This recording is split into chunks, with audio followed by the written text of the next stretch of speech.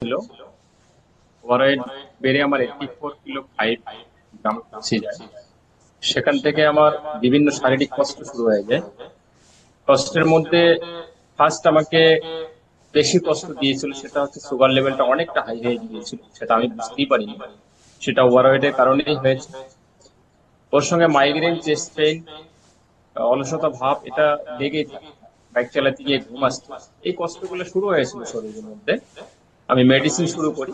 Medicine থেকে আমি ততটা রিলিফ পাইনি। মেডিসিন খেয়ে খেয়ে সুগার লেভেলটাকে একটু নর্মাল করতাম, কখনো হাই হয়ে যেত। তো বাড়িতে এই সিস্টেমের আমি সন্ধান পাই। আমার কোচকে ধন্যবাদ যে এত সুন্দর একটা কমিউনিটি, এত সুন্দর একটা ইনফরমেশন আমি পেয়েছি, উনি দিয়েছে।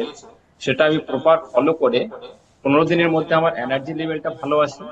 2 মাসের মধ্যে প্রায় 4 কিলো ফ্যাট লস করে টিল নাও এখন অব্দি 15 কিলো ফ্যাট লস করে ফিট অ্যান্ড ফাইন দুর্দান্ত এনার্জেটিক নিয়ে চলছি। ভালো আছি স্যার, কোনো তো মেডিসিন নিচ্ছি না। ওনার জন্য সবাই একবার জোরে হাততালি দেবেন। তো thank you, by the thank you. Way, আমরা বলি না যে আপনার রোগ সেরে যাবে।